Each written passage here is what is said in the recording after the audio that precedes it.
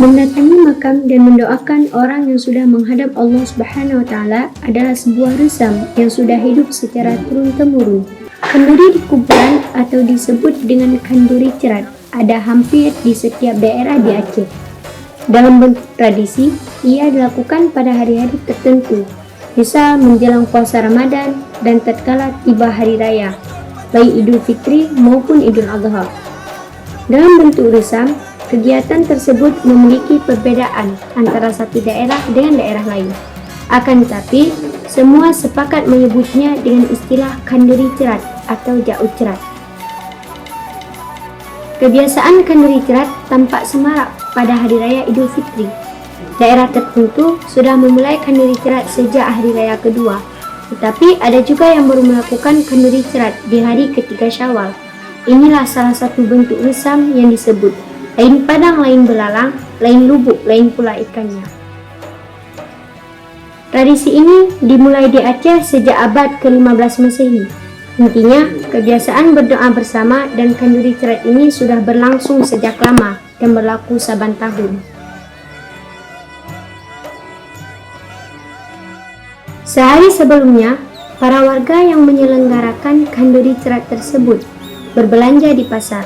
Mereka membeli sayur-sayuran, rempah-rempah, ikan, ayam, dan lain-lain.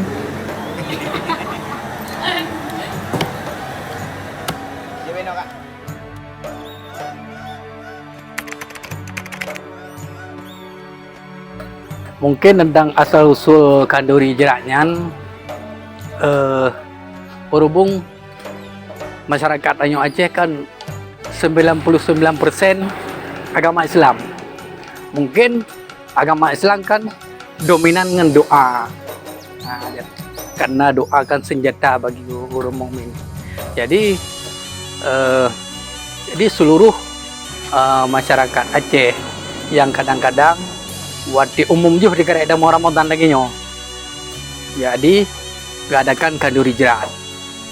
Kadang-kadang yang gadakan patungan, dalam arti seluruh masyarakat yang nak kuburan-kuburan di sekitar Sinan balah tabur rentang sapo. Untuk selanjutnya berdoa bersama, ada mungkin gure-gure yang diundang di Sinan dan masyarakat sekitar. Makanya boleh doa bersama, makan bersama. Sang-sang memang naga kanduri jerat. Jadi istilah aja mengingat tentang roh-roh leluhur nenek-nenek moyang genyan, seakan-akan mana kau jerat ansang bersama untuk menikmati hadapi bulan suci Ramadannya. Kenya sebelum Ramadan ya, kanduri jeratnya setahulung kali gadakan sekitar abad ke-15 lah, abad ke-15 kagak mulai kau rijal. Sebab waktu berjih kan Islam ji hanya menan menteng. Ketika abad ke-15 orang gure-gure ka rame dan makanan yang tepu tentang agama, maka ji gadakan kanduri jeratnya.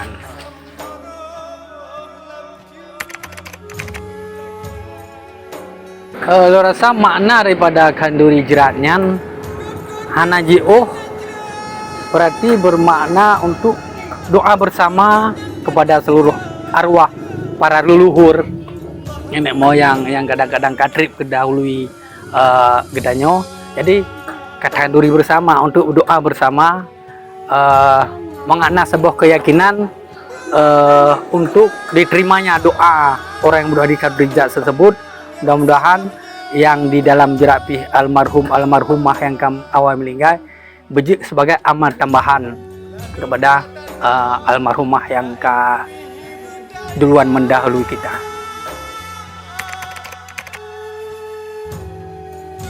Ya, tujuan daripada kanduri jeratnya mungkin beda tipis dengan tujuan yang sakral secara Islami. Barangkali secara konteks nasional tujuan untuk kebersamaan dalam istilahnya seperti gotong royong lah, kecetamaan dalam bergotong royong. Jadi ketika mabitnya getagung sabo rantang, mawa jih getagung timano, mabik jih gerubuh boiti. Ya, jadi kebersamaan itulah yang kadang terus kenang, malah kadang-kadang tujuan jih. Nah, yang urung yang katrip merantau misalnya di Malaysia atau di Jakarta, khususnya waktu gara-gara urung gua gesaja untuk waktu menyambut bulan suci Ramadan, ditinggalkan hidup perbuatan kejak no, ingin kanduri bersama, mungkin memupuk kebersamaan antara perantau yang kajak jiu kadang no, berkumpul bersama keluarga yang katrip ditinggal. Akhirnya saboh momen yang dikit anak jiu daripada gotong royong yang telah saboh secara nasional mempunyai mungkin kebersamaan itu kang menang. Yang lagi kepegah baknya adat bak potu muruhum kepegah hukum bak syah kuala. Nah, jadi kanun bak putra fang resam bak bintara.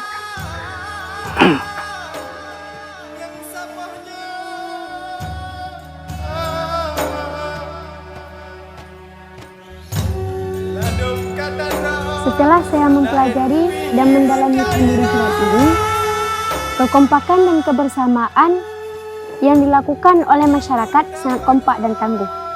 Pesannya kepada generasi muda milenial saat ini untuk turut merawat, menjaga, bahkan melestarikan budaya kanduri jirat ini supaya tidak tergerus oleh perkembangan zaman.